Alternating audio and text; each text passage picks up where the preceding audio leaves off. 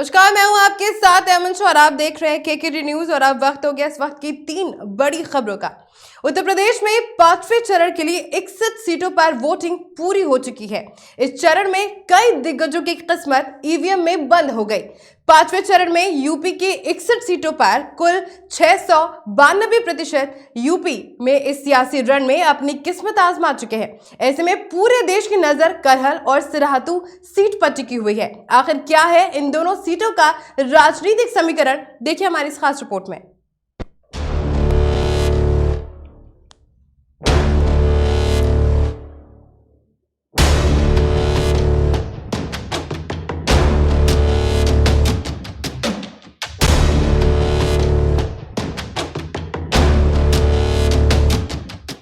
Karhal seat पर पूरे प्रदेश की निगाहें टिकी हुई हैं। ये वही करहल है जहां से मुलायम सिंह यादव ने पहले शिक्षा प्राप्त की और फिर शिक्षण कार्य भी किया।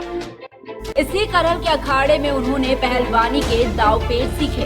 वह पहलवान जिसने सियासी अखाड़े में सूरमाओं को धूल चटाई। करहल की सियासत का अखाड़ा वही है, लेकिन अब पहलवान बदल चुके हैं।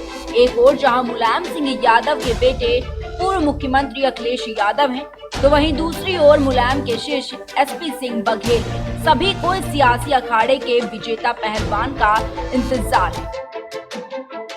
करहल ऐसे ही सपा का गढ़ नहीं बना। मुलायम सिंह यादव के जातिगत दाव ने यहाँ हर बार सियासी समीकरणों को पलट कर रख दिया है। ये सीट यादव बहुल है और यही वजह है कि यहाँ सपा की मजबूत किलेबंदी है। वर्ष 1992 में मुलायम सिंह यादव के पार्टी बनाने के बाद से सपा ने इस सीट पर अब तक 6 चुनाव लड़े हैं, जिसमें से 5 चुनाव जीते भी। वोटों के समीकरण की बात करें तो करहल विधानसभा सीट पर 3,71,261 मतदाता हैं। इनमें यादव मतदाताओं की संख्या 1.25 लाख के करीब है।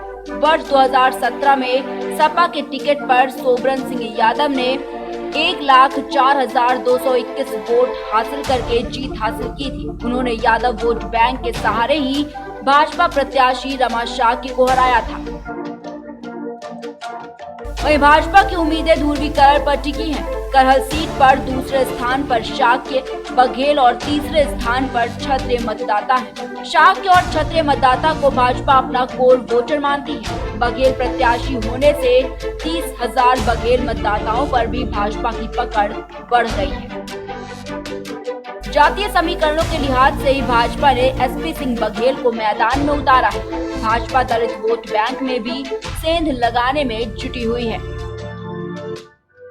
वहीं बसपा से कुलदीप नारायण चुनाव लड़ रहे हैं, जबकि कांग्रेस ने अपना प्रत्याशी नहीं उतारा। ऐसे में करहल सीट पर सिर्फ 3 प्रत्याशी मैदान में हैं, क्योंकि 8 प्रत्याशियों के नामांकन निरस्त हुए हैं। कुल मिलाकर करहल सीट का रण दिलचस्प है। यहाँ सपा और भाजपा दोनों ही दलों की प्रतिष्ठा दांव पर लगी हुई है। बहरहाल किसी दल का जातीय समीकरण सटीक बैठता है, इसका फैसला 10 मार्च को मतगणना के दिन होगा। वहीं यूपी में 5वें चरण में डिप्टी सीएम केशव प्रसाद मौर्य की सिराथू विधानसभा सीट सुर्खियों में है। ये सीट भाजपा के सबसे सेफ सीट मानी जाती है। वहीं एसपी ने पल्लवी पटेल को मैदान में उतारकर भाजपा के सामने मुश्किल खड़ी कर दी है। वहीं बीएसपी की तरफ से मुनसब अली उस्मानी के आने से मुकाबला और भी ज्यादा रोचक हो गया है। साल 1977 से लेकर 2017 तक की बात करें तो कौशाम्बी की सिराथू विधानसभा सीट से सपा ने कभी बाजी नहीं मारी, लेकिन बीएसपी टक्कर देती रही है और सीट भी निकाली। वहीं अब की बार सिराथू सीट पर जाति समीकरण कुछ उलझता हुआ दिख रहा है। दरअसल यहां सपा ने अनुप्रिया पटेल की बहन पल्लवी पटेल को मैदान में उतारा है। दरअसल सिराथू सीट पर केशव प्रसाद मौर्य के लिए इसलिए भी चुनौती है, क्योंकि बड़े दलित नेता इंद्रजीत सरोज बीएसपी छोड़कर सपा में शामिल हो चुके हैं। इस सीट पर बीएसपी का दबदबा रहा है। पल्लवी पटेल खुद को कुर्मी समाज की बेटी बता रही है। ऐसे में नेताओं का सपा में जाने से बीजेपी को चुनौती मिल सकती है। पूरे चुनाव में सपा ने बीजेपी के ओबीसी चेहरे केशव प्रसाद मौर्य को ठेस पहुंचाने के लिए कई बयान दिए। सिराथू सीट के जरिए पूरे प्रदेश में मैसेज देने की कोशिश की गई कि बीजेपी ने केशव प्रसाद मौर्य का सम्मान नहीं किया। ऐसे में देखना दिलचस्प होगा कि 5वें चरण में चेहरों की लड़ाई में कौन बाजी मारता है। यूक्रेन में फंसे भारतीय मेडिकल छात्रों के साथ मारपीट और हिंसा की चिंताजनक खबरें सामने आई। कांग्रेस नेता राहुल गांधी ने इससे जुड़ा एक वीडियो शेयर किया और केंद्र सरकार को फटकार लगाई। राहुल गांधी ने कहा कि हम अपने नागरिकों को ऐसे छोड़ नहीं सकते। राहुल ने कहा कि मेरी संवेदना उन मेडिकल छात्र और छात्राओं के साथ है जो इस हिंसा से गुजर रहे हैं। किसी माता पिता को इस पीड़ा से ना गुजरना पड़े। राहुल गांधी ने कहा कि भारत सरकार को इन्हें वहां से निकालने का प्लान तत्काल शेयर करना चाहिए। सरकार का ये प्लान उन स्टूडेंट्स को भी बताना चाहिए, साथ ही उनके माता पिता के साथ भी शेयर करना चाहिए। इस दौरान उन्होंने और क्या कुछ कहा, देखिए हमारी इस खास रिपोर्ट में।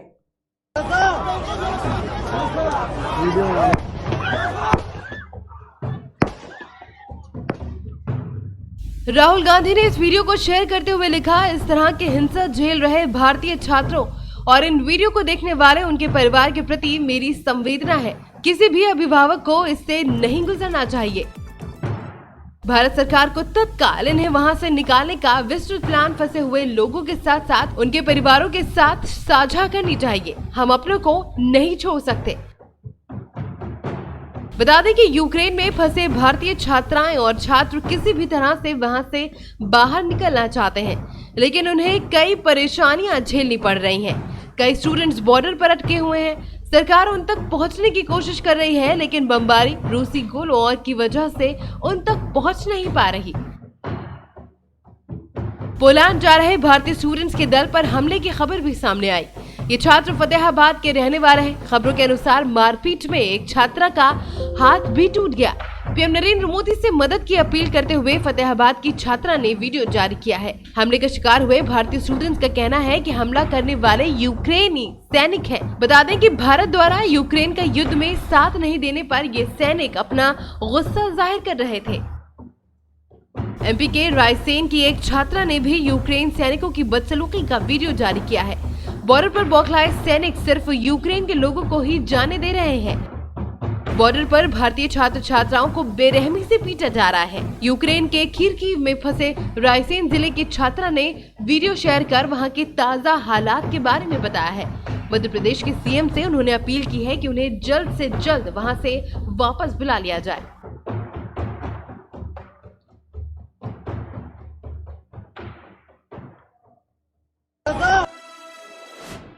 यूक्रेन और रशिया की जंग के बीच वहां फंसे लोगों को बॉम्ब शेल्टर्स में छुपाने की सलाह दी जा रही है। इंडियन एम्बेसी ने कहा कि यूक्रेन में फंसे भारतीयों के लिए ये अलर्ट जारी किया गया है। ऐसे में बड़ा सवाल यह है कि बॉम्ब शेल्टर होता क्या है।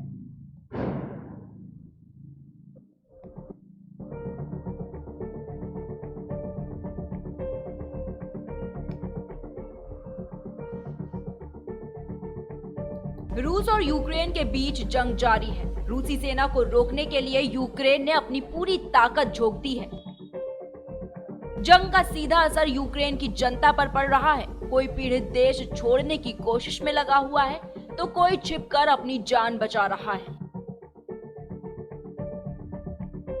जंग के बीच वहां फंसे लोगों को बॉम्ब शेल्टर्स में छिपने की सलाह दी जा रही है।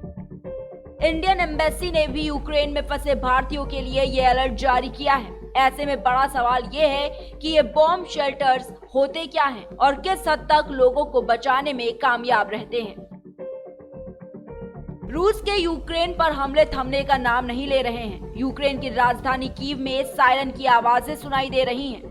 हमले यूक्रेन के कई इलाकों में सैन्य ठिकानों पर हो रहे हैं। भारतीयों का यूक्रेन से वापस आना भी जारी है और इसी बीच भारतीय दूतावास ने भारतीयों के लिए दिशा निर्देश भी जारी किए, जिसमें ये कहा गया कि वे हमले के सायरन सुने तो पास के बॉम्ब शेल्टर्स की तलाश गूगल मैप से करें। वहां जाकर वो रह सकते हैं। क्या होते हैं बॉम्ब शेल्टर्स? बॉम्ब शेल्टर्स एक बंद जगह होती है जिसे लोगों को बम और मिसाइल जैसे विस्फोटक हथियारों के प्रभाव से बचाने के लिए बनाया जाता है। यहाँ रहकर लोग अपनी जान बचा सकते हैं। ये सामान्यतः ऐसा कमरा होता है जो अंडरग्राउंड होता है। इसे असल में बम के प्रभावों से बचाने के लिए खास डिजाइन किया जाता है, जो हवाई हमले के दौरान एक सेफ जगह रहने के लिए इस्तेमाल किया जाता है। बॉम्ब शेल्टर में कई विशेष सुविधाएं भी होती हैं, जैसे पीने का पानी, पैकेट बंद भोजन, आपातकालीन दवाएं, इमरजेंसी फ्लैश लाइट या टॉर्च, अतिरिक्त बैटरी आदि। ऐसी जगह पर कम से कम 3 दिन की जरूरतों के लिए इस तरह के सामान रखे जाते हैं। लेकिन हर जगह ये शहर में औपचारिक तौर पर बॉम्ब शेल्टर नहीं है। शहर में कई ऐसी जगह भी होती हैं जो जरूरत पड़ने पर बॉम्ब शेल्टर का काम दे सकती हैं या बॉम्ब शेल्टर की तरह इस्तेमाल में लाई जा सकती हैं। फिलहाल कीव के मेट्रो स्टेशन इसी काम के लिए उपयोग में लाए जा रहे हैं। इतना नहीं, फ्लाईओवर के नीचे के हिस्से वाले किनारे भी कई बार बॉम्ब शेल्टर की तरह इस्तेमाल किए जाते हैं, जहां एक और रूस ने यह आश्वासन दिया है कि उसकी सेना सैन्य ठिकानों पर ही हमला कर रही है। वहां के नागरिकों को कोई खतरा नहीं है, लेकिन यूक्रेन की जनता खतरा पहचान रही है। कीव के लोग शहर के अंडरग्राउंड मेट्रो स्टेशन का सहारा ले रहे हैं। यह मेट्रो नेटवर्क देश का सबसे पुराना और सबसे बड़ा अंडरग्राउंड नेटवर्क है, जिसके सिस्टम पहले से ही बॉम्ब शेल्टर की तरह हैं और इस्तेमाल में लाए जाते हैं। यूक्रेन में मेट्रो स्टेशनों को ऐसा तैयार किया गया है जिसका इस्तेमाल बॉम्ब शेल्टर के तौर पर किया जा सके।